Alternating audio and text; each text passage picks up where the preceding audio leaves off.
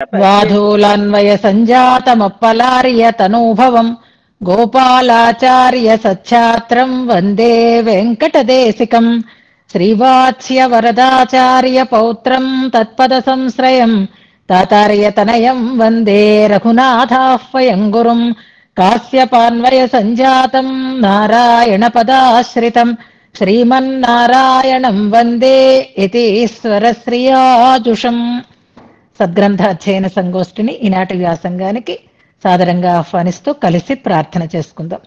శ్రీపరాశర భట్టార్య శ్రీరంగేశ పురోహిత శ్రీవత్సాంకసుత శ్రీమాన్ శ్రేయసే మేస్తు భూయసే భట్టార్య గంభీర హృదబ్ధి నిర్యద్ దివ్యామృతస్య క్రమయేష భవ్యః శ్రీరంగరాజస్తవ నామ కోయం ధినోతి నిత్యం విబుధాంతరంగం శ్రీ యతీశాన సిద్ధాంత సర్వస్వామలదర్పణ స్తవోయన్ రంగరాజస్య భక్త సంజీవనముషధం సప్త ప్రాకార మధ్యే సరసిజ ముకుళోద్భాసమానే విమానే కావేరీ మధ్యదేశే మృదుతర ఫణిరాడ్భోగ పర్యంక భాగే నిద్రా ముద్రాభిరామం కటి నికట శిరః పార్శ్వ విన్యస్త హస్తం పద్మాధాత్రీకరాభ్యాం పరిచిత చరణన్ రంగరాజం భజేహం అతంత్రిత చమూపతి ప్రహిత హస్తమశ్వీకృత ప్రణీత మణిపాదుకం కిమితి చాకులాంతఃపురం అవాహన పరిష్క్రియం పతగరాజమారోహతః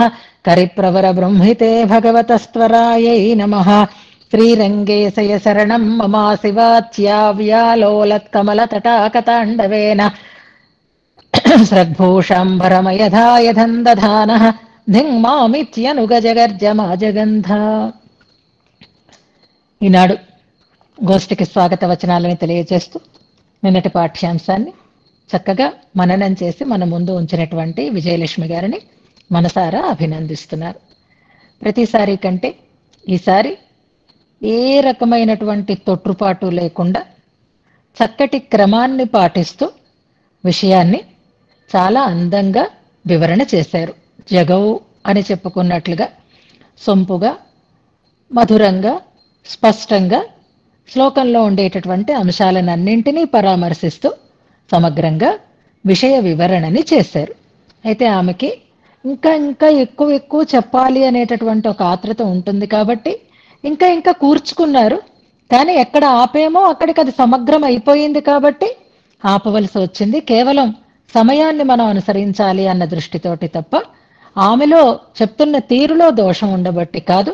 చాలా చక్కటి తీరులో ఇవాల్టి ఈ మననం చేశారు. ఆమె విషయం కూడా చాలా అందంగా వివరణ చేశారు. ఎందులోనూ శ్లోకానుసంధానం కూడా చక్కగా సాగింది. చక్కగా శ్రద్ధగా గోష్ఠిలో అన్వయిస్తూ విషయాలని తెలుసుకుంటూ కొత్త విషయాలు చెప్తే ఆనందిస్తూ వాటిని మళ్ళీ అనుభవిస్తూ ఈ వ్యాసంగం పట్ల ఎనలేని ఒక ఇష్టాన్ని కలిగి ఉన్నటువంటి వ్యక్తులలో మన విజయలక్ష్మి గారు కూడా ఒకరు. అలాంటి ఆమె ఈ ఉత్తర శతకం మననంలో ప్రారంభం చేశారు. ఇంకా మళ్ళీ అయ్యేలోగా మళ్ళీ కూడా ఇందులో ఉండేటటువంటి విశేష అంశాలని చెప్పగలిగే అవకాశాన్ని అందిపుచ్చుకోవాలి. అలాగే శ్లోకానుసంధానం కూడా చేస్తున్నారు ఉత్సాహంగా. అలాంటి శక్తి అలాంటి సామర్థ్యం ఆమెకి ఆచార్య అనుగ్రహంతో పరిపూర్ణంగా కలగాలి అని పెరుమాళ్ళని ఆచార్యులని ప్రార్థన చేస్తూ ఆమె తమ ఆచార్యతనీయాన్ని అనుసంధానం చేస్తుంటే ఒక్కసారి మా తాతగారు మాతామహులు ఒక్కసారి ఎదురుగా కనిపించారు. ఆమెకు ఆచార్యులు మా తాతగారే, మా అమ్మగారి తండ్రి గారు. అద్భుతమైనటువంటి పాండిత్యం, వ్యాకరణ శిరోమణి, పాణినీయం అని చదివారు చూసారా. మళ్ళీ చివరిలో కూడా ఆ శ్లోకాన్ని అనుసంధానం చేసుకుందాం. కరి రామానుజాచార్య స్వామి వారు అని మా తాతగారు ఇంతకు ముందు కూడా ఒకసారి చెప్పాను 2-3 సార్లు. ఆయన అద్భుతమైనటువంటి సంస్కృత భాషావేత్త పాండిత్యం కాకుండా అద్భుతమైనటువంటి ఇంగ్లీష్ నేర్చుకున్నారు. ఎలా నేర్చుకున్నారు అని అంటే విశాఖపట్నం సింహాచలం వారిది. ఆ విశాఖపట్నం బీచ్ లో ఉండేటటువంటి ఎంజాయ్ చేసేటటువంటి విదేశీయుల యొక్క ఆ ఉచ్చారణ దీన్ని బట్టి వారు ఇంగ్లీషు చాలా బాగా నేర్చుకున్నారు అని మా తాతగారు చెప్తూ ఉంటారు. ఉత్తరాలు రాస్తే సంస్కృతంలోనూ రాసేవారు, ఇంగ్లీష్లో కూడా రాస్తూ ఉండేవారు. చాలా చమత్కారి, మంచి మంచి జోకులు వేస్తూ చాలా అద్భుతమైన మనిషి సన్నగా నల్లగా ఏదో మన రఘునాథాచార్య స్వామి వారి ఆ రూపం ఎలా ఉంటుందో అలాగే ఉండేవారు. కానీ అద్భుతమైనటువంటి మహానుభావులు, అపర పాణిని అని మనం అనుకోవచ్చు. అంతటి చక్కటి పాండిత్యం కలిగినటువంటి వారు, వ్యాకరణ శాస్త్రజ్ఞులు కూడా. అన్నంగరాచార్య స్వామి వారికి ఇంచుమించుగా సహపాఠి అనుకోవచ్చు. అంటే వారి సమకాలీకులు. అన్నంగరాచార్య స్వామి వారికి ఏదైనా సందేహం వస్తే వీరితో సంప్రదిస్తూ ఉండేటటువంటి స్థితి కూడా వీరికి ఉండేది అని అంటారు. అలాంటి రామానుజ గురు ఒక్కసారి జ్ఞాపకం చేసినందుకు కూడా ఆమెని మనసారా అభినందిస్తూ ఆ మహనీయుని పాదారవింద సన్నిధిని దాసోహ సమర్పణం చేసుకుంటూ ఈనాటి వ్యాసంగాన్ని మనం శ్లోకానుసంధానంతో ప్రారంభం చేసుకుందాం. హర్తుం తమః సదసతీ చ వివేక్తుమీశో మానం ప్రదీపమివ కారుణికో దదాతి తేనావలోక్య కృతినః పరిభుంజతే తం తత్రైవ కేపి చ ఫలాః సలభీభవంతి. వేదే కర్త్రాద్యభావాద్ బలవతి నయైస్త్వన్ముఖే నీయమానే తన్మూలత్వేన మానం తదితరదఖిలం జాయతే రంగధామన్. తస్మాత్ సాంఖ్యం సయోగం స పశుపతిమతం కుత్రచిత్ పాంచరాత్ర సర్వత్రైవ ప్రమాణం తదిదమవగతం పంచమాదేవ వేదాత్. సంచస్తేనైశ్వరం త్వాం పురుష పరిషదిన్యస్య యద్వాన్యపర్యాత్ సాంఖ్యో యోగీ చ కాక్వా ప్రతిఫలనమివైశ్వర్యమూచే కయాచిత్. భిక్షౌ సైవః సురాజం భవమభిమనుతే రంగరాజాతిరాగాత్ త్వాం త్వామేవాభ్యధాస్త్వన్నను పరవిభవ వ్యూహనాట్యం భవిష్ణుం. ఇతి మోహనవర్ష్మణా త్వయాపి కథితం బాహ్యమతంతృణాయ మన్యే అథ వైదికవర్మవర్మితానాం మనితాహే కుదృశాంకిమీశవర్త్మ. సంస్కారం ప్రతి సంచరేషు నిదధత్సర్గేషు తత్స్మారితం రూపం నామ చ తత్తదర్హనివహే వ్యాకృత్య రంగాస్పద. సుప్తోద్బుద్ధ విరించ పూర్వజనతామధ్యాప్య తత్తద్ధితం శాసన్న స్మృతకర్తృకాన్ వహసి యద్వేదాః ప్రమాణం తతః. శిక్షాయాం వర్ణశిక్షా పదసమధిగమో వ్యాక్రియా నిర్వచోభ్యాం ఛందశ్చందశ్చితౌ స్యాద్గమయతి సమయం జ్యోతిషం రంగనాథ. కల్పేనుష్ఠానముక్తం హి చితగమితయోర్న్యాయమీమాంసయోః స్యాత్. అర్థవ్యక్తిః పురాణస్మృతిషు తదనుగా త్వాం విచిన్వంతి వేదాః. ఆదౌ వేదాః ప్రమాణం స్మృతిరుపకురుతే సేతిహాసైః పురాణైః న్యాయైః సార్థం తదర్చా విధిముపరి పరీక్షీయతే పూర్వభాగः. ఊర్ధ్వో భాగస్త్వదీహా గుణవిభవ పరిజ్ఞాపనైస్త్వత్పదాప్తౌ వేద్యో వేదైశ్చ సర్వైరహమితి భగవన్ స్వేన చ వ్యాచకర్థ. క్రియా తత్శక్తిర్వా కిమపి తదపూర్వం పితృసురప్రసాదో వా కర్తుః ఫలద ఇతి రంగేశ కుదృశః. స్వదర్చేష్టాపూర్తే ఫలమపి భవత్ప్రీతిజమితి త్రైవృద్ధాస్తత్తద్విధిరపి భవత్ప్రేరణమితి. ఆజ్ఞాతే సనిమిత్త నిత్య విధయః స్వర్గాదికామ్యద్విధిః సోనుజ్ఞాసఠచిత్త శాస్త్రవసతోపాయోభిచారశ్రుతిః. సర్వీయస్య సమస్త శాసితురహో శ్రీరంగ సర్వస్వతే రక్షాకూత నివేదినీ శృతిరసౌ త్వన్నిత్యశాస్తిస్తతః. అత్రాస్తే నిధిరితివత్ పుమర్థభూతే సిద్ధార్థా అపి గుణరూపవృత్తవాదాః. రంగే సత్వై సకలాః సమన్వయంతే నౌపాసా ఫలవిధిభిర్విశేషయేషాం. దేహో దేహిని కారణే వికృతయో జాతిర్గుణాః కర్మ చ ద్రవ్యే నిష్ఠిత రూపబుద్ధివచనాస్తాస్త్యాత్తథేదం జగత్. విశ్వం త్వయి అభిమన్యసే జగదిశే తేనాద్వితీయస్తతః. మాయోపాధి వికార సంకర కథ కా నామ రంగేశ్వర. స్థిత్యుత్పత్తి ప్రవృత్తిగ్రసన నియమన వ్యాపనైరాత్మనస్తే శేషో శేషః ప్రపంచో వపురితి భవతస్తస్య చాభేదవాదాః. సర్వం ఖల్వైతదాత్మ్యం సకలమిదమహం తత్వమస్యేవ మాజ్యా. వ్యాఖ్యాత రంగధామ ప్రవణ విజయభిర్వైదికైః సార్వభౌమైః. సరాజకమరాజకం పునరనేకరాజం తథా యథాభిమతరాజకం జగదిదం జజల్పుర్జడాః. జగావవస చిత్రతా తారతమ్యచిత్రతా తరతమత్వతర్కాంగిక. శృతిశ్చిదచితీ త్వయా వరద నిత్య రాజన్వతి. ఇంతవరకు మనం అర్థంతో అనుసంధానం చేసుకున్నాం. నిన్న చెప్పుకున్నటువంటి విషయాన్ని మరికొంచెం వివరించి ఇవాల్టి శ్లోకంలో మనకి తెలియచేస్తున్నారు. ఇవాళ మనకి సులభంగా సాగిపోతుంది. రోజు పాపం కష్టపడుతున్నారు, కఠినమైనటువంటి అంశాలని అర్థం చేసుకోవడానికి చాలా శ్రద్ధగా ప్రయత్నం చేస్తున్నారు. ఇవాళ శ్రద్ధ తగ్గించుకోవాల్సిన అవసరం లేదు, కానీ విషయం సులభంగా ఉంటుంది. అందులో లక్ష్మీపతి శ్రియఃపతి ఈ జగత్తుకి నియామకుడు అనే విషయాన్ని శృతి చెప్తోంది అని శ్రియఃపతిత్వం ఇందులో ఒకసారి పరామర్శింపబడుతోంది. ఈ ఉత్తర శతకం ఉత్తర ఖండార్థాన్ని వివరిస్తోంది. ద్వయమంత్రంలో ఉత్తర ఖండార్థాన్ని వివరిస్తోంది అని కదా మనం చెప్పుకున్నాం. పూర్వఖండంలోను ఉత్తరఖండంలోనూ కూడా శ్రీమన్ అని, శ్రీమతే అని, ఆమెతో కలిసి ఉన్నటువంటి నారాయణుడు అని శ్రీ సంబంధం చెప్పబడుతుంది మనకి. ఆ శ్రీమత్ శబ్దం శ్రీమతే నారాయణ అనడంలో ఆ శ్రీమతే అన్నదాన్ని వివరణం ఇవాల్టి శ్లోకంతో మనకి పూర్తి అవుతుందన్నమాట. రేపటి నుంచి నారాయణ శబ్దార్థాన్ని వివరించేటటువంటి ప్రయత్నం చేస్తారు. ఇవాళ శుక్రవారం కూడా కాబట్టి ఆ మిథునానికి మనం ఒకసారి దాసోహాన్ని సమర్పించుకోవాలి. ఎన్నో రకాలైనటువంటి దర్శనాలను మనం చూస్తూనే ఉన్నాం. మిథున శేషత్వాన్ని అంగీకరించరు కొంతమంది, కానీ మనం మిథునాన్నే పట్టాలి, మిథునానికే కైంకర్యం చెయ్యాలి అనేటటువంటి ఒక పెద్దల పద్ధతికి లోబడి ఉన్నవాళ్ళం కాబట్టి ఇవాళ ఆ రకంగా ఆ శ్రీమన్నారాయణుని యొక్క చిదచిదీసత్వాన్ని స్పష్టం చేస్తున్నారు ఇవాల్టి శ్లోకంలో. వెనుకటి శ్లోకంలో అరాజకం, యథాభిమతరాజకం, అనేక రాజం ఇలాంటి పదప్రయోగాలు చేశారు. అందులో మనం ఒక్కటి చెప్పుకుంటూ ముందుకు సాగుదాం. సరే, సరాజకం, అరాజకం, అది ఏ ఏ దర్శనాలు ఏ దర్శనాలు అనేది అన్నీ మనం ఇంతకు ముందు తెలుసుకున్నాం కాబట్టి వీలుంటే చివరిలో ఎక్సర్సైజ్ చేద్దాం. ఇక ఆ యథాభిమత రాజకం అన్న మాట దగ్గర ఇవాల్టి మన పరిస్థితి కూడా అలాగే కనిపిస్తోంది అని ఒక్కసారి జ్ఞాపకం చేసుకుందాం. ఇవాళ ఎవరు నిజానికి దేవుడు అంటే యథాభిమత రాజకం.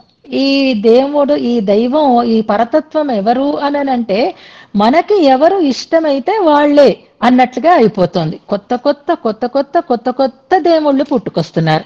ఈ దేవుణ్ణి పడితే ఇది జరుగుతోంది కాబట్టి అంతకు ముందు ఉండేటటువంటి దేవుళ్ళు ఎవరూ దేవుళ్లే కాదు అనుకుంటూ ఆ పేర్లు కూడా ఎప్పుడూ ప్రసిద్ధం కానటువంటి దేవతలు, వారికి ఉపాసనలు, వారికి ఆరాధనలు, వారికి మనం సేవ చెయ్యటాలు, వారి ద్వారా మనం ఫలితాలను పొందడాలు, మనకి ఫలితం వచ్చింది కాబట్టి ఆ దైవం తప్ప మిగిలిన దైవం మరొకటి లేదు. అలా అవుతోందా లేదా పరిస్థితి చెప్పండి. నిజానికి మన పిల్లలే మనని నిజమైన దైవం ఎవరమ్మా అని అడిగితే ఏమని సమాధానం చెప్పగలుగుతాం? ఎలాగని సమాధానం చెప్పగలుగుతాం? ఎందుకు కాదండి దైవం నిజం, నేను ఆ నామాన్ని జపించానండి, నేను అనుకున్న కోరిక తీరిందండి, ఇలా నిలబడుతున్నారు అందరూ కూడా.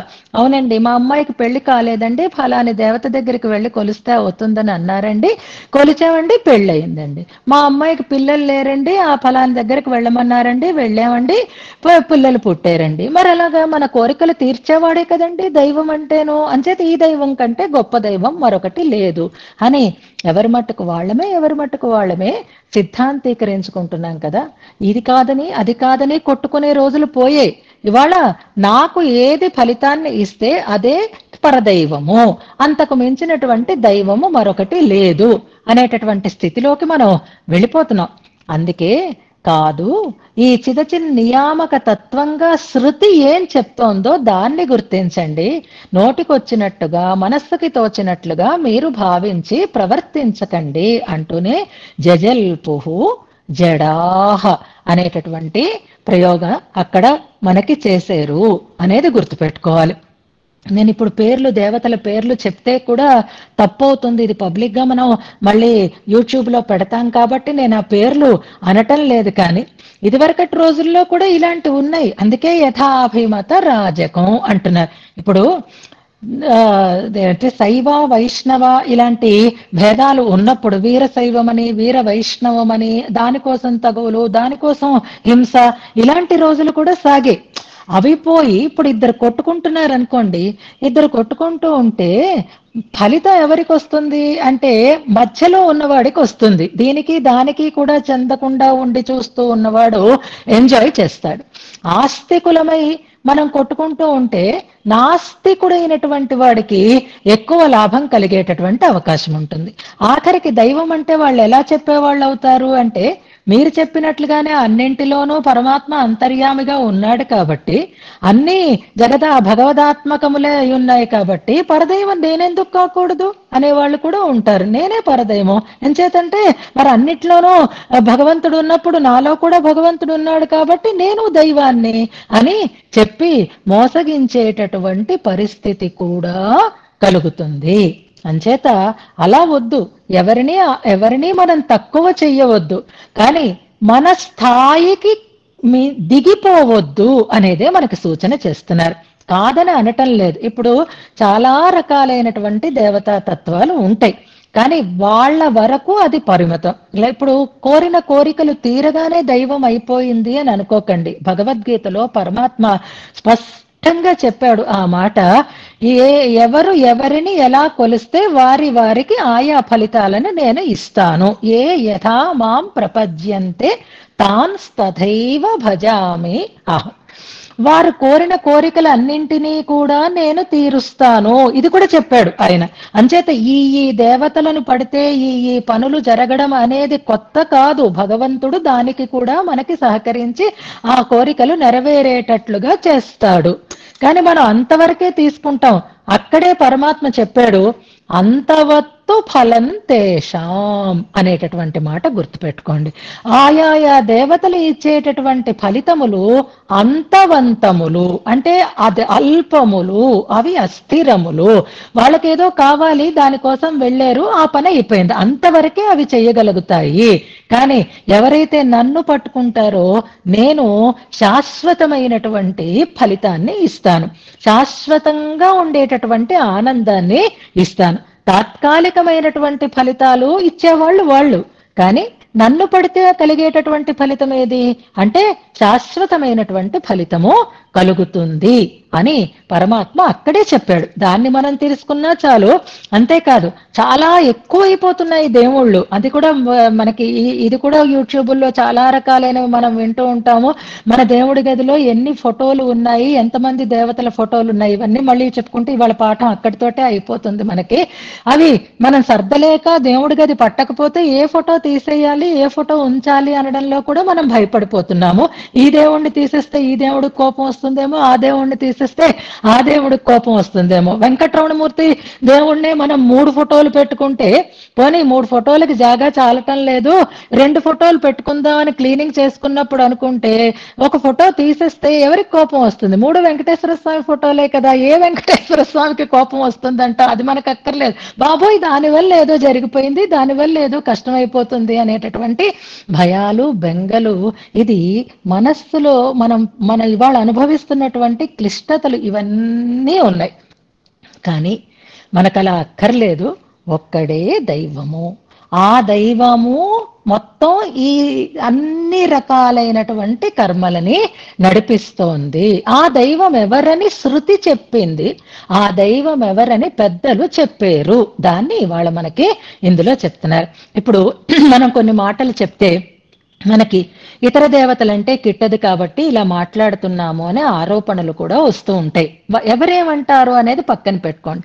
కానీ మన పెద్దలు లేదా మన శ్రీ వైష్ణవ క్షేత్రాలలో కూడా మనకెప్పుడు ఆ వైరుధ్యం కనపడదు. గుర్తుపెట్టుకోండి. మనందరికీ ఇష్టమైన, మన సంబంధానికి మూలమైనటువంటి తిరుమాలిరుం సోలై అనేటటువంటి ఒక దివ్య క్షేత్రాన్ని గురించి ఒక్కసారి జ్ఞాపకం చేసుకుందాం మనం. ఎందుకంటే అది మనది అని అనిపిస్తుంది. అక్కడతోటే మనకి సత్కార్యం ప్రారంభమైంది. ఆచార్యులతో కలిసి కూడా ఆనందంగా గడిపినటువంటి క్షేత్రము ఆ క్షేత్రం. కాబట్టి అక్కడ మనం చెప్పుకుంటే మీరందరూ సేవించే ఉంటారు.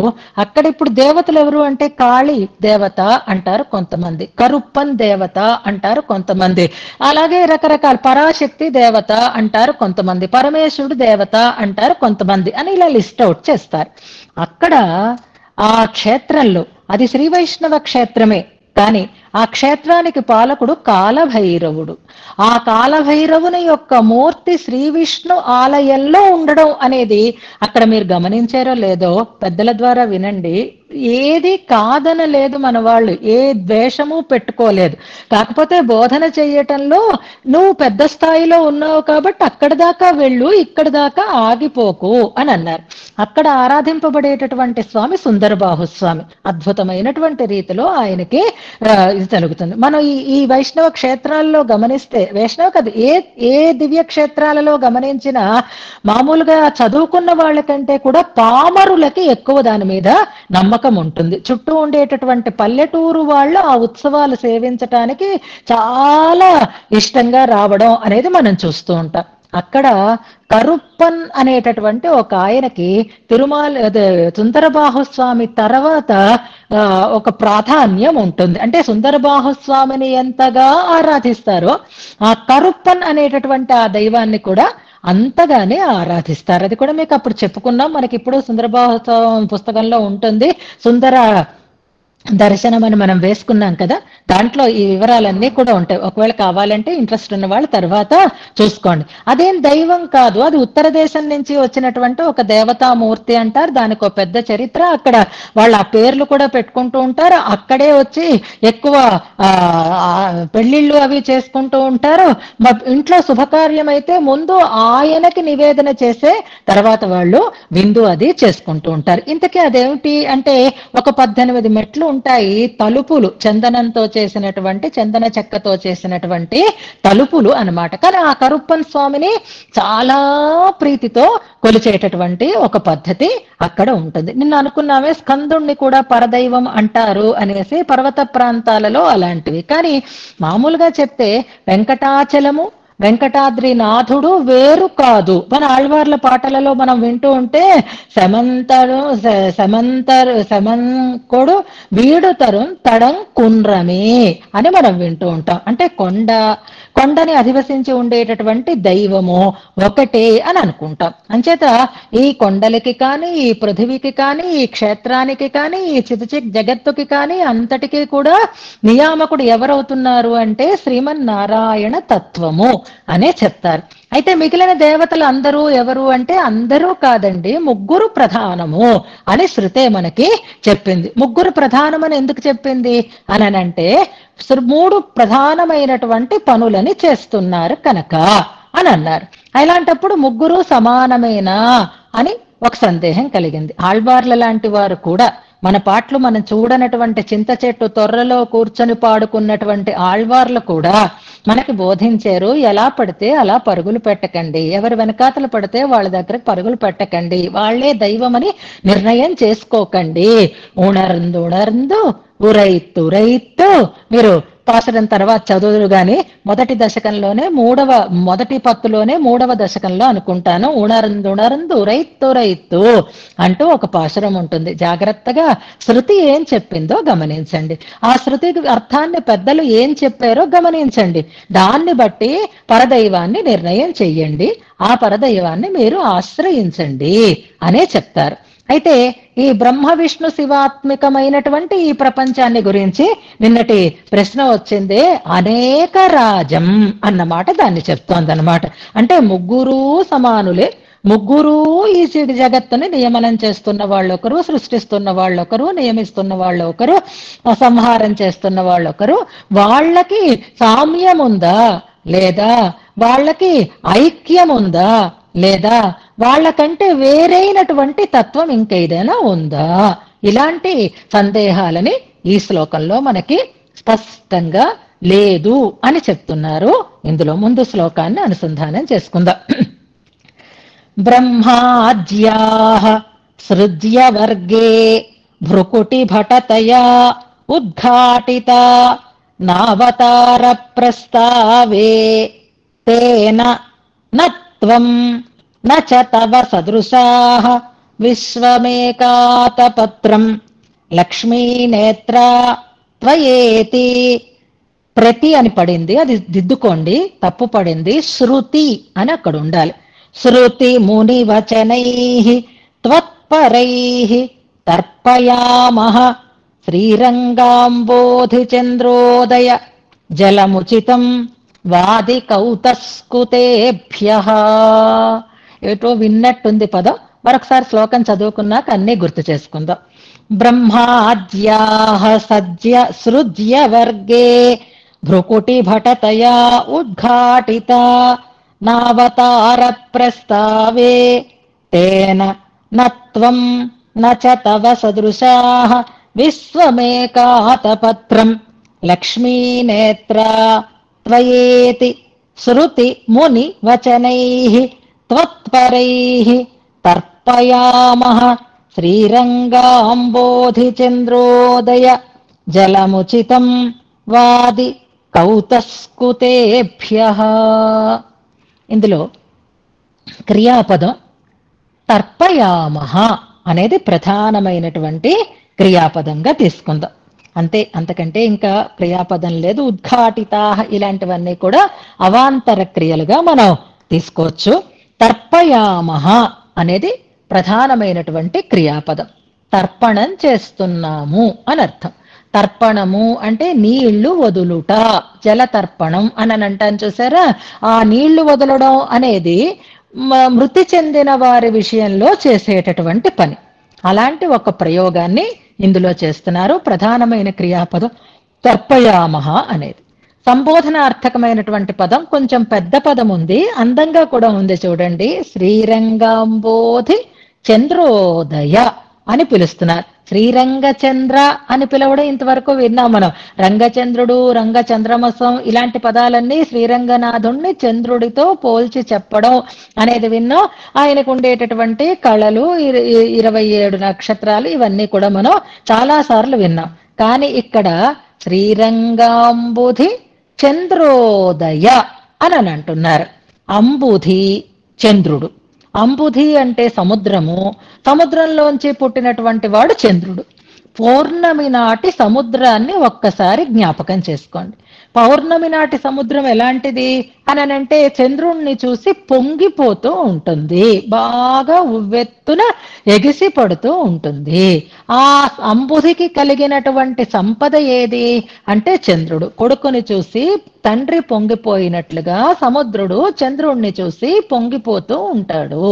అంటే చంద్రోదయం అనేది సముద్రానికి సంపత్తుని అధికం చేసినటువంటి సన్నివేశాన్ని గుర్తొస్తుంది.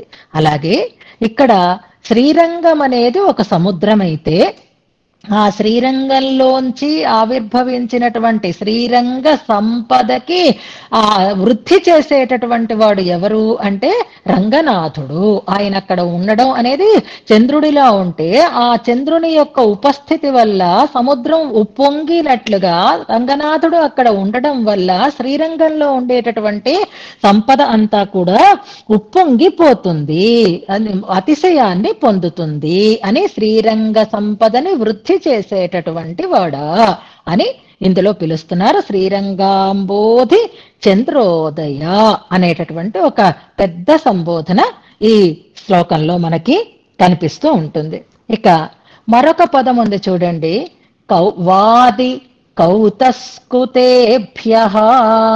ఇవాళ శ్రీరంగనాథ సంభావన సంగోష్ఠిలో ఫస్ట్ గ్రూప్ వాళ్ళు ఉండాలి. ఎందుకంటే గంగారావు గారు పాపం రెగ్యులర్ గానే ఉంటారు.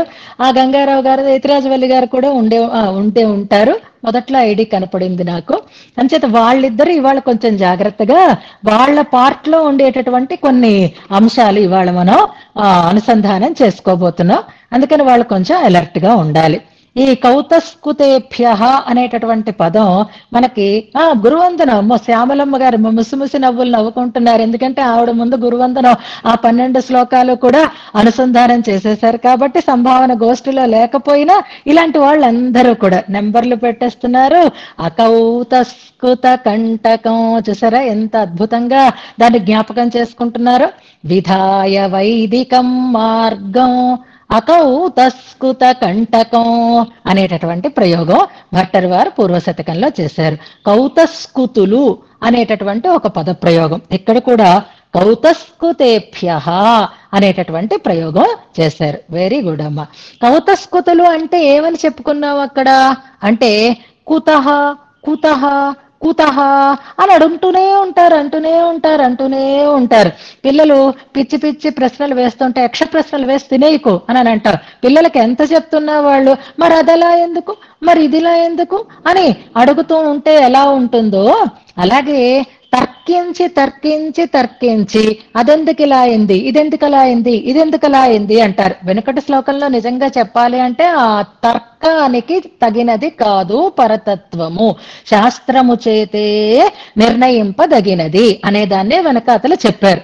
అందుకే చిత్రత తరతమత్వ తర్కాంగిక ఇందాక విజయలక్ష్మి గారు కూడా దాన్ని చక్కగానే వివరణ చేశారు. తర్కాంగిక అని అనటంలో ఇంతకు ముందు భట్టర్ వారు మాట చెప్పారు, శృతికి విరుద్ధంగా ఉండకూడదు, కనుకే శృతి విరుద్ధంగా ఉంటాయి కాబట్టే మేము బాహ్య మతాలని కుదృష్టి మతాలని ఆదరించొద్దు అని మనవు చెప్పాడు అని అన్నారు. అలాగే దుస్తర్కంతో కూడి ఉంటాయి కాబట్టి వాటిని మనం అంగీకరించకూడదు అని చెప్పారు. శృతి విమతేశ్చ అని 2వ శ్లోకంలో మనకు ఉంటుంది. దుస్తర్క ప్రభవతయాచ అనేటటువంటి ప్రయోగం.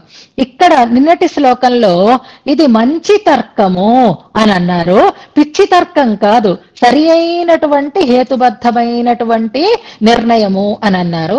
శృతికి విమతం కాదు, శృతికి సమ్మతమైనటువంటి ఈ సమన్వయము అన్నారు నిన్నటి శ్లోకంలో. మనకి వ్యవహారంలో ఒక సామెత ఉంటుంది, ఏదది అంటే తాడిని తన్నేవాడు ఒకడైతే తలదన్నేవాడు ఒకడు ఉంటాడు అని వినే ఉంటారు. అసలు ఈ భాషే మరిచిపోయాం మన పిల్లలకి. అసలు ఇవి ఇలా మాట్లాడితే అస్సలు అర్థమే కాదేమో, కానీ ఇంకా మనకి కొంచెమైనా అర్థం అవుతూ ఉంటాయి. తాడిని తన్నేవాడు ఒకడు ఉంటే తల తన్నేవాడు ఒకడు ఉంటాడు అనేవారు. మన ఇట్లా ఈజీగా తీసి పారేస్తూ ఉండేవారు. అంటే అర్థం ఏమిటి అంటే నేనే తెలివితేటలతో అందరి మాటలని కొట్టి నా వాదాన్ని నిలబెట్టుకుంటున్నాను అని అంటే నీ బుర్ర కొట్టేవాడు కూడా ఒకడు ఉంటాడు. నీ తాడి అంటే తాటి చెట్టు, దానిని తంతున్నాడు అంటే వీడు అంత పైకి ఎగరగలుగుతున్నాడు అనమాట. మరి తలని తన్నేవాడు అంటే ఆ పైన ఉన్న నీ తలని కూడా తన్నేవాడు ఒకడు ఉంటాడు అని అంటారు. తర్కంలోకి వెళితే ఇలాగే ఉంటుంది పరిస్థితి. తర్కా ప్రతిష్టానాత్ అని బ్రహ్మసూత్రం కూడా చెప్తారు మనకి. కనుక తర్కంతో మనం తత్వాన్ని నిర్ణయం చెయ్యలేము, శాస్త్రయోనిత్వాత్ అని శాస్త్రంతో మనం నిర్ణయం చెయ్యాలి అని అంటారు. అలాగే ఇప్పుడు భట్టర్ వారు ఏమంటున్నారు అంటే వాది కౌతస్కుతేభ్య అలాగా దుస్తర్కం చేసేటటువంటి అంటే తమ యుక్తికి తగినట్లుగా రకరకాలైనటువంటి మాటలని చెప్పే వాళ్ళకి మేమేం చేస్తున్నాం అంటే పాపం వాళ్ళ పరిస్థితి ఏమైందండి, ఇప్పుడు ఎక్కడా కనబడడం లేదు, ఉన్నట్టు కూడా లేరు వాళ్ళు. అంటే వాళ్ళ యుక్తి నశించిపోయింది. మరణించిన వారికి ఎలాగైతే జలతర్పణం చేస్తామో అలాంటి వాదాలకి కూడా మేము జలతర్పణం చేస్తున్నాము అంటున్నారనమాట. జలముచితం వాది కౌతస్కుతేభ్య తర్పయామః. వైకుంఠస్తవంలో కూడా ఈ పదప్రయోగం వచ్చింది. మనం అక్కడ చదువుకున్నప్పుడు వైకుంఠస్తవాన్ని గుర్తు చేసుకున్నాం. తర్వాత ఆ శ్లోకాలు కూడా మనం తెలుసుకుందాం అన్నమాట. ఇప్పుడు వీరు అంటున్న మాట ఏమిటి ఇందులో అంటే ఇంకా అది నిలవదండి, వాళ్ళకి నీళ్లు వదిలేయడమే అంటున్నారు. ఆ యుక్తులు నిలిచేవి కాదు.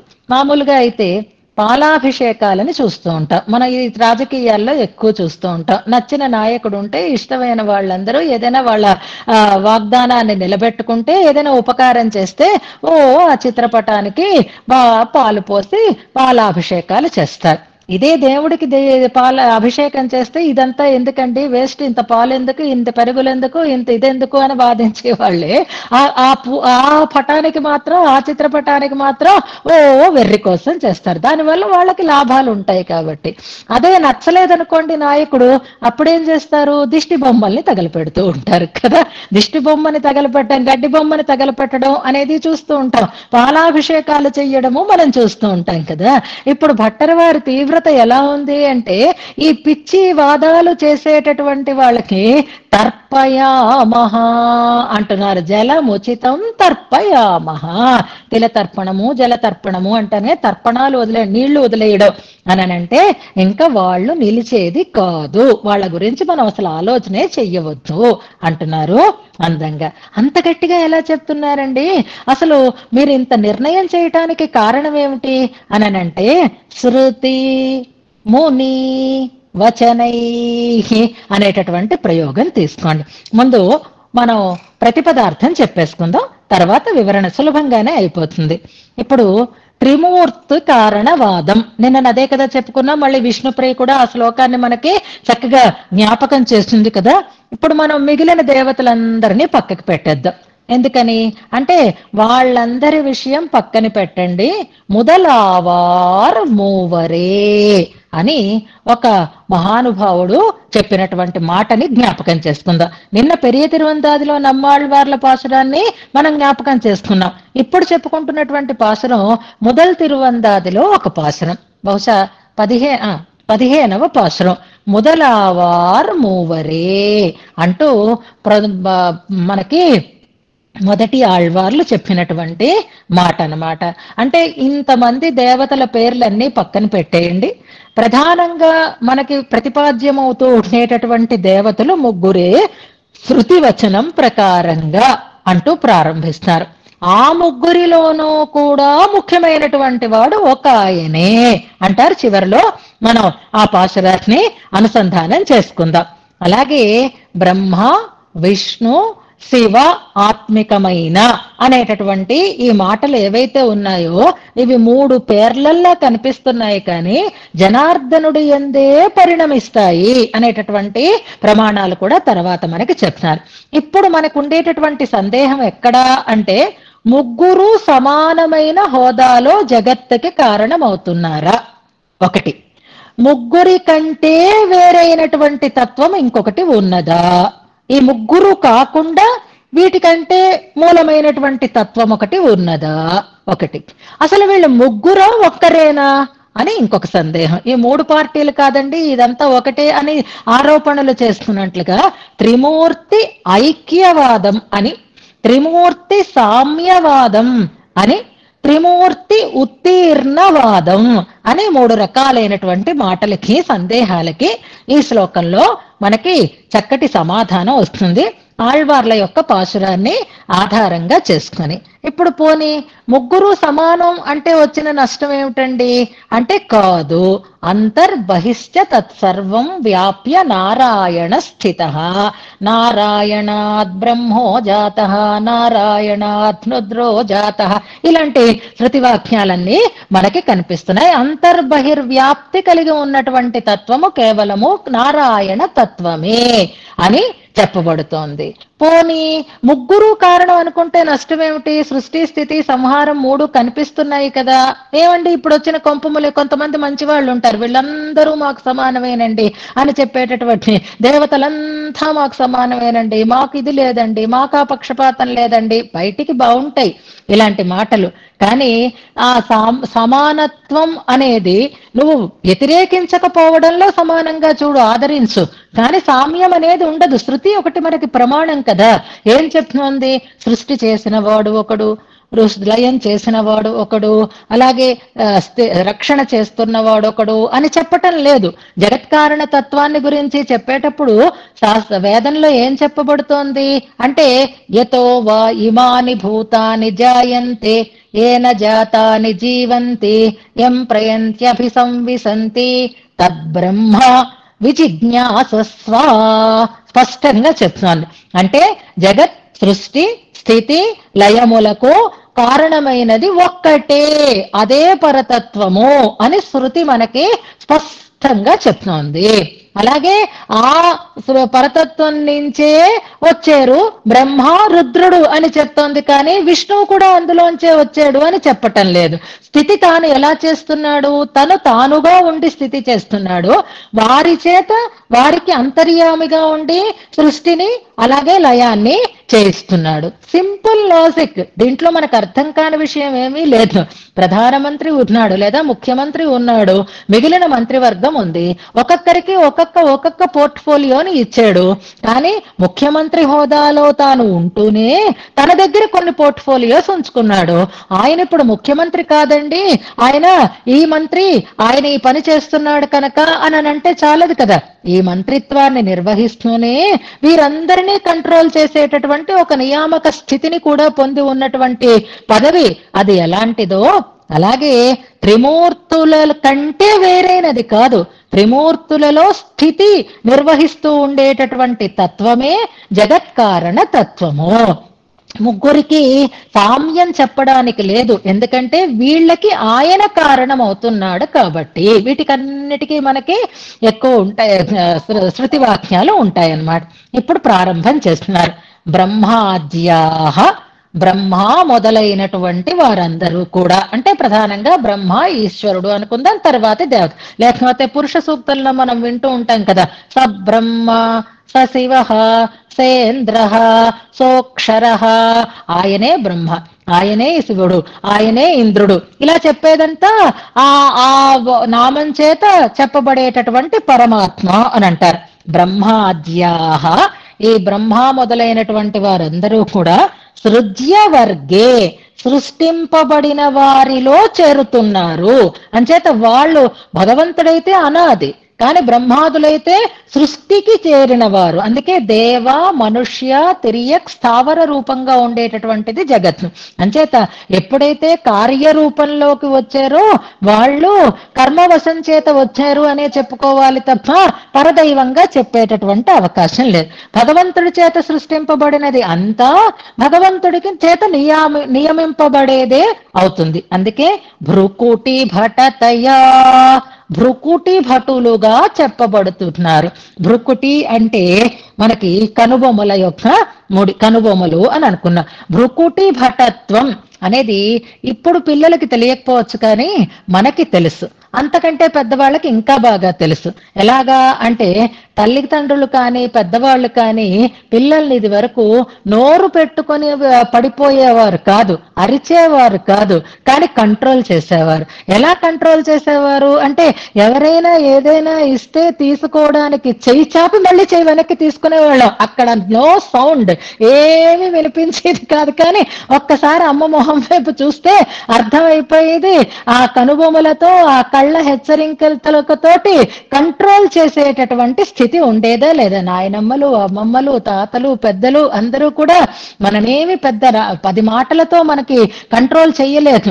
భృకుటి భటత్వం అంటే విధేయంగా ఉండడం అని అన్నమాట. భగవంతుడైతే అమ్మ భూభృంగాన్ని చూసి సృష్ట్యాదులు చేస్తున్నాడు, కానీ బ్రహ్మరుద్రాదులు అయితే ఆయన యొక్క భ్రూభంగాన్ని చూసి వీరు ప్రవృత్తిని కలిగి ఉంటారు. అంటే భీషాస్మాద్వాటోపవతే అనేటటువంటి సూక్తాలు, శృతివాక్యాలు చూస్తే ఆయనకి భయపడే వీళ్ళందరూ వీరి పనులని సక్రమంగా చేస్తున్నారు. కనుక భ్రూకూటి భటతయా ఉద్ఘాటితా, వారు సృజ్య వర్గంలోని వారు, వారు ఆయన చేత నియమింపబడేవారు అనే చెప్పబడ్డారు బ్రహ్మరుద్రాది దేవతలు అందరూ కూడా. అంతే తప్ప నా అవతార ప్రస్తావే, అవి కూడా భగవదవతారములే అని మాత్రం చెప్పలే. బ్రహ్మావతారం, శివ అవతారం అని ఉన్నాయా, నారసింహావతారము, హయగ్రీవావతారము, అలాగే మరొక అవతారం. మనకు అవతారాలు ఎన్నో ఉన్నాయి. పరతత్వమైనటువంటి శ్రీమన్నారాయణుడు ఎన్నో రకాలైనటువంటి రూపాలని ధరించి ఈ లోకంలోకి వచ్చాడు అన్నప్పుడు ఆయన బ్రహ్మగా దిగి వచ్చాడు, ఆయన శివునిగా దిగి వచ్చాడు అని ఎక్కడా ఏ శృతిలోనూ ఏ స్మృతిలోనూ కూడా చెప్పబడలేదు. ఆయన పరతత్వము చేత సృష్టింపబడ్డారు, తర్వాత వారు సృష్టిని చేశారు అలా చెప్పారు. నిజంగా వారు కూడా అవతారమూర్తులే అయితే, వారు కూడా జగత్కారణ తత్వమే అయితే, ఇదిగో బ్రహ్మావతారంగా వచ్చింది, ఇదిగో ఈ శివ అవతారంగా వచ్చింది అనే శృతి వాక్యాలైతే ఎక్కడా మనకి కనపడడం లేదు. నా అవతార ప్రస్తావే, అవతార ప్రస్తావం ఇప్పుడు అలా ఏం బాగుంటుందండి అని అనుకోలేదు. ఎందుకంటే ఓ చాపగా పందిగా పుట్టాడని చెప్పడానికే సంకోచించినటువంటి వాళ్ళు వరాహావతారాన్నే స్పష్టంగా చెప్పినటువంటి వారు, ఒకవేళ వీరు కూడా భగవద్ అవతారాలే అయితే అలాగే ప్రస్తావన ఉండేది శృతిలో, కానీ అలాంటి ప్రస్తావన కనపడదు. అంచేత ఏమని చెప్పుకోవాలి అంటే, ఆయనకి మరొక రూపం అని చెప్పడానికి లేదు, ఆయనకి ఇది ఆయన నుంచి సృష్టింపబడినటువంటి రూపము అని చెప్పాలి. అందుకే తేనా అవతార ప్రస్తావనలో వారు చెప్పబడలేదు కాబట్టి నా త్వం నువ్వు కాదయ్యా అంటున్నారు. అంటే బ్రహ్మరుద్రాదులు నువ్వు కాదు అంటే పరతత్వము కాదు. ఎంచేత అవతార ప్రస్తావనలో వారి గురించినటువంటి అలా నువ్వు అవతరించేవు అని ఎక్కడ చెప్పబడలేదు కనుక నచ తవ సదృశాః, నీతో సమానులు కూడా కాదు. ఎంచేత సమానులు కాదు అంటే, నువ్వు అనాది నిధనమైనటువంటి తత్వానివి, వీరు సృష్టి వర్గంలోకి చేరినటువంటి వారు అవడం చేత నత్వం నువ్వు కాదు, నచ తవ సదృశాః నీకు సమానులు కూడా కాదు. అందుకే ఆయనతో సమానులు, ఆయన కంటే అధికులు లేరు అని మనకి చెప్తూ ఉంటుంది శృతి. ఎంచేత సమానులు కారు అంటే, ఆయన చేత సృష్టింపబడిన వారు కనుక. తండ్రి కొడుకు ఉన్నారనుకోండి, తండ్రే, కొడుకు కొడుకే, తండ్రి లాంటి వాడు కావచ్చు కానీ తండ్రితో సమానుడు కాదు కదా. అలాగే వీళ్ళు తండ్రి కాదు, తండ్రితో సమానులు కారు, తండ్రిలాగా ఉన్నవాళ్ళు, ఆయన ద్వారా వీరు శిక్షింపబడిన వారు అయి ఉంటారనమాట. అలాంటి నీతో సమానులు లేని నువ్వు విశ్వం ఏకాతపత్రం, ఇప్పుడు ముగ్గురు నాయకులే అని చెప్పిన అనేక రాజం అని చెప్పిన దానికి వివరణ ఇస్తున్నారనమాట. ఒక సింహాసనం మీద ముగ్గురు రాజులు కూర్చుంటారా చెప్పండి? ఇప్పుడు మామూలుగా ఈ హైకోర్టులు, సుప్రీంకోర్టులో వీళ్ళు అయితే జడ్జెస్ బెంచ్ అని ఉంటుంది, అందులో 2 ఉండొచ్చు, 3 ఉండొచ్చు, 5 ఉండొచ్చు, 10 మంది ఉండొచ్చు, దానికి ఒక లెక్క ఉంటుంది. కానీ ఒక సార్వభౌముడు అయితే ఒక సింహాసనం మీద ఒక్క ఆయనే కూర్చుంటాడు. సార్వభౌముడు అంటే ఏకఛత్రాధిపత్యం అని అంటారు. అంటే ఆ రాజలాంఛనమైనటువంటి ఛత్రం ఒక్కరికే ఉంటుంది, దాని కింద ఒక్కడే ఉన్నవాడే సార్వభౌముడు అవుతున్నాడు. అలాగే ఈ విశ్వాన్ని అంతటినీ కూడా ఈ అనేక రాజకం కాదు, ఇది బ్రహ్మ విష్ణు శివులు ముగ్గురు సమానంగా పరిపాలిస్తున్నటువంటిది కాదు ఈ విశ్వం ఏకాతపత్రం. ఎవరి చేత నిలబడుతోంది? లక్ష్మీ నేత్ర త్వయా, లక్ష్మీ నేత అయినటువంటి అంటే శ్రీయపతివి అయినా అని అర్థం అనమాట. అబ్జాసహాయ అనేటటువంటి ఒక ప్రయోగం మనకి పూర్వ శతకంలో కనిపిస్తోంది. అలాగే ఈ లక్ష్మీ నేత్ర, ఇక్కడ నేత్రం అనే పదం వచ్చింది అనేసరికి మీకు కన్ను అనేటటువంటి అర్థం స్ఫురిస్తుందేమో, జాగ్రత్తగా గమనించండి. ఇక్కడ నేత్ర శబ్దం కాదు, అది విభక్తిలో ఆ నేత్ర అని మారింది, కానీ నేత అనేది శబ్దం. లక్ష్మీ నేత అంటే లక్ష్మీనాథుడు అని అర్థం అనమాట. దానికి తృతీయ విభక్తితో లక్ష్మీ నేత్ర, నేతృ శబ్దం కాబట్టి, రుకారాంత శబ్దం కాబట్టి ధాతృ శబ్దం లాగా నేత్ర అని వచ్చింది. అంచేత ఇక్కడ లక్ష్మీ నేతవి అయిన, లక్ష్మీనాథుడవు అయినటువంటి నీ చేత. ఇప్పుడు ఒక చిన్న టాస్క్ ఇస్తాను, చివర్లో చేయండి, ఇప్పుడేం కన్ఫ్యూజ్ అయిపోకండి. శ్రీరంగనేతు అనేటటువంటి ప్రయోగం కలిగిన పూర్వ శతకంలో శ్లోకం ఏదో కనిపెట్టండి. శ్రీరంగనేత అని అక్కడ ప్రయోగం, లక్ష్మీనేత అని ఇక్కడ ప్రయోగం. లక్ష్మీనేత్ర అంటున్నారు, ఇలాంటిదే శ్రీరంగనేత అని అక్కడ చెప్పాడు. శ్రీరంగనాథుడు అనే అర్థం అక్కడ, లక్ష్మీనాథుడు అనేటటువంటి అర్థం ఇక్కడ. శ్రీరంగనేత అనేటటువంటి శ్రీరంగనేతు అని అది మనకి పెరియ పెరుమాళ్ల వర్ణనలోనే కనిపిస్తుంది. శ్లోకం మొదలు పెడితే అందులో లేదా చివరిలోనైనా మనం దాన్ని చూద్దాం.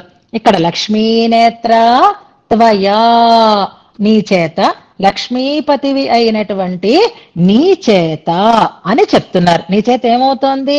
విశ్వం ఏకాతపత్నో కృపయా పరయా కరిష్యమాణే సకలాంగం కిల సర్వతోక్షి నేత్రే.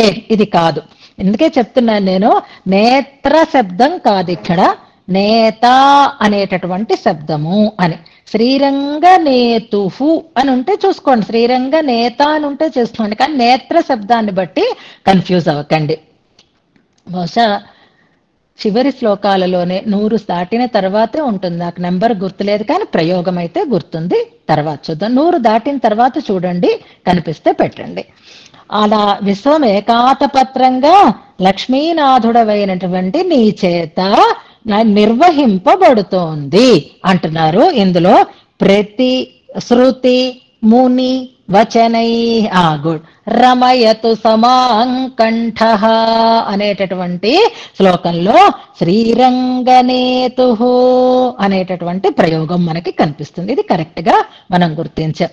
అలా లక్ష్మీనాథుడవైనటువంటి, ఎందుకంటే మనకి శృతిలో హ్రీశ్చతే లక్ష్మీశ్చ పత్నియౌ అంటూ ఆ జగత్కారణ తత్వమైనటువంటి జగన్నియామక తత్వమైనటువంటి ఆ తత్వము శ్రీ భూదేవులకి నాథుడు అయి ఉన్నవాడు, వారు వీరికి ఈయనకి పత్నులు అని చెప్పబడుతోంది. కాబట్టి శ్రీమతే నారాయణాయ అని చెప్పడం కోసం ఆ శ్రీమతే అనేటటువంటి పదాన్ని చేస్తున్నా. వెరీ గుడ్ అమ్మా, 104వ శ్లోకం కరెక్ట్ ఆన్సర్.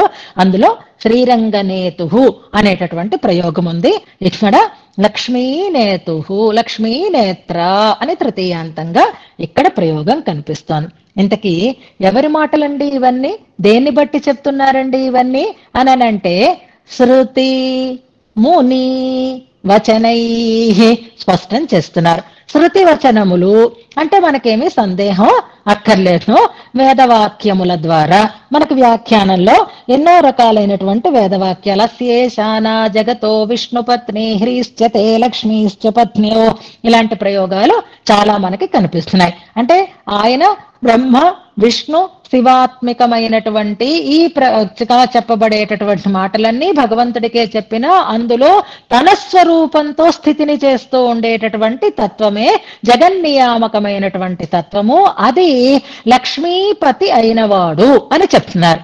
ఇందులో ఇప్పుడు ముగ్గురులో లక్ష్మీపతి ఎవరు అంటేనే స్పష్టంగా మనకి తెలిసిపోతుంది. కాబట్టి ఆ లక్ష్మీపతి అయిన వాడే జగన్నియామకుడు అనడంలో మనకి సందేహం లేకుండా ఉంటుంది. అంతేకాదు సృజ్య వర్గంలో ఉన్నవారు వీరు కాబట్టి వీళ్ళ కష్టాలని కూడా తొలగించడం కోసం ఆయననే ఆశ్రయించినటువంటి వారు కనుక ప్రాగప్రహితమైనటువంటి కొన్ని కథలు పురాణాలలో చాలా ఉన్నా మనకి బాణాసురుడు, భస్మాసురుడు ఇలాంటి వారి చరిత్రలు తెలుస్తూ ఉంటే వీళ్ళు గొప్పవాళ్లే, వీళ్ళు వరాలను ఇచ్చారు, అనుగ్రహంతో ఇచ్చారు. కానీ వీళ్ళకి ఇబ్బంది కలిగింది, లోకానికి ఇబ్బంది కలిగింది.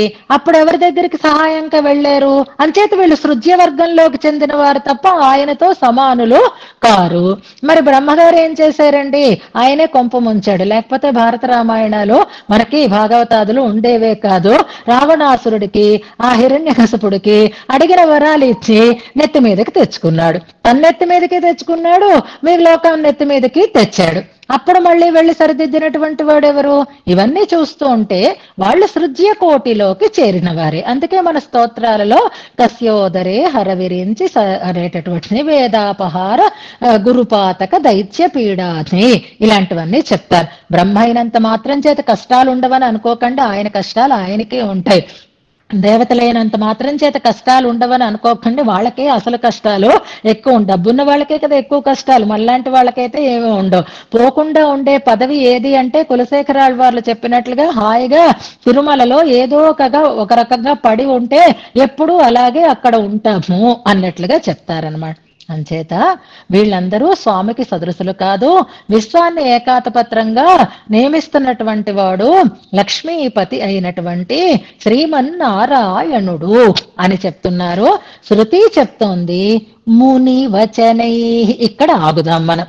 ముని అంటే ఎవరిని గురించి చెప్తున్నారు? దీంట్లో ముని అనే పదం చేత ఇక్కడ నిర్దేశింపబడుతున్నది ఎవరు అంటే ఇంకెవరండి? రామాయణాదులని మనకి అనుగ్రహించినటువంటి వాల్మీకి, వ్యాసుడు మొదలైనటువంటి వారు అని స్పష్టంగానే మనం చెప్పుకుంటాం. అలాగే మనకి రామాయణంలోనే చాలా తెలుస్తుంది. మన శ్రీస్తవంలోనే పరాశర మహర్షి విష్ణు పురాణంలో చెప్పినటువంటి వాటిని అన్నింటినీ రాఘవత్వే భవత్ సీత రుక్మిణి కృష్ణ జన్మని చెప్తాం. అనన్యాహి మయా సీత భాస్కరేణ ప్రభాయధ ఇలాంటివన్నీ వస్తే స్వామి అవతరిస్తే ఆయనతో పాటు అమ్మ లేకుండా ఉండదు అని మనకి ముని వచనాలుగా చెప్తున్నా. వాల్మీకిర్ మునిసింహస్య కవితావనచారిణ ఇలాంటి వాల్మీకి ముని అని మనం స్పష్టంగా తింటాం. కానీ అదే తెలిస్తే మనం అక్కడితో ఆగిపోతే మనం ఈ సంప్రదాయంలో ఉన్నవాళ్లమే కాదు. ముని వచనము, ముని అనేటటువంటి మాట ఎవరిని గురించి చెప్తోంది అంటే వెంటనే చెప్పేయాలి. అందుకే నేను మీకు ఫస్ట్ గ్రూప్ వాళ్ళు రెడీగా ఉండండి అని ఎందుకు చెప్పాను అంటే భగవద్ రామానుజులు మునా కాదా? వెంటనే రావాలి. మీరు వాల్మీకి అని సమాధానం చెప్పకూడదు. ముని ఎవరికి చెప్తున్నారు అంటే రామానుజ మునిర్జీయాత్ అనేటటువంటి ప్రయోగం ఒక్కసారి గుర్తు చేసుకోండి. ఎంత అంటే రామానుజ ముని భట్టర్ వారి ప్రయోగమే కదా. శృతి ముని వచనాత్ అనడంలో ఇక్కడ ముని అనే మాట ఎవరికి వాడారు? అక్కడ నౌమి నాథముని అనేటటువంటి శ్లోకం గుర్తుపెట్టుకోండి. నాథముని అక్కడ రంగనాథ ముని అనే ఆయన పేరు. అలాగే రామానుజులు, భాష్యకారులు, యతివరులు ఇలా రకరకాల పేర్లు ఉన్న రామానుజ మునిర్జీయాత్ అనేటటువంటి అద్భుతమైనటువంటి ప్రయోగం రామానుజులకి ముని అనేటటువంటి ప్రయోగం. రామానుజులంటే ఇష్టం కాబట్టి అలా చేశారు, యతులు కాబట్టి అలా చేశారు అని అంటే ఋషిన్ జుషామహే అంటూ ఒక శ్లోకం ఉంటుంది. మీవే ఈ శ్లోకాలన్నీ ఫస్ట్ గ్రూప్ వాళ్ళవే. గంగారావు గారైతే ఆపితే చెప్పేస్తారు కూడా ఇప్పుడు మళ్ళీని. కానీ అది ఋషి ముని ఇలాంటి ప్రయోగాలన్నీ మనకు అక్కడ కనిపిస్తున్నాయి. మరి ఆయన ఋష ముని అనంటే అంత దాకా ఎందుకండి? మేము రోజు చదువుకునేటటువంటి పొదుత్తనీయంలో ఉన్నాయి. అందులో ఆళ్వార్ల క్రమాన్ని చెప్పేటటువంటి తనియన్ ఒకటి ఉంది. భూతం సరశ్చ మహదాహ్వయ భట్టనాథ శ్రీభక్తి సార కులశేఖర యోగి వాహాన్ భక్తాంఘ్రిరేణు పరకాలయతీంద్రమిష్ణాన్. తర్వాత శ్రీమత్ పరాంకుశ మునిం ప్రణతోస్మి నిత్యం. పరాంకుశ ముని, రామానుజ ముని, నాథముని అని ఇలాంటి ప్రయోగాలు మనకి ఎక్కువగా కనిపిస్తున్నాయి. కాబట్టి ఇక్కడ ముని శబ్దం చేత మనకి నిన్న చెప్పుకున్నట్లుగా ట్రిపుల్ ఏ మనం ఇందులోకి చెప్పుకోవడానికి తగినటువంటి అవకాశం ఉంది. ట్రిపుల్ ఆర్ఆర్ఆర్ అన్నట్లుగా, ట్రిపుల్ ఆర్ అన్నట్టుగా ట్రిపుల్ ఏ అని మనం గుర్తుపెట్టుకుందామని అనుకున్నామే. ఆర్షము, ఆళ్వార్ల ప్రబంధము, ఆచార్య సూక్తులు. అంటే ఆర్షము అంటే ఋషి సంబంధము, ఆళ్వార్లు ఆచార్యులు. ఆళ్వార్లలో మనం చెప్పుకోవాలి అంటే పరాంకుశముని అనేటటువంటి ప్రయోగం ఉంది. అలాగే ఆచార్యులలో చెప్పుకోవాలి అంటే నాథమునులు, రామానుజులు, రామానుజ ముని అని ఉంది. ఆర్షం అంటే ఋషులలో వాల్మీకి మహాముని, ఇంకా అందరూ వాళ్ళు ఋషులే కాబట్టి మునులే కాబట్టి అక్కడ ముని అనే శబ్దం స్పష్టంగా చెప్పబడుతుంది. మరి రామానుజ ముని అని ఎందుకన్నారు? ఎందుకు భట్టర్ వారు ప్రత్యేకించి ఆ ప్రయోగం చేస్తున్నారు? అసలు ముని అంటే ఏమిటి అంటే మననం చేసేవాడు అని అర్థం అనమాట.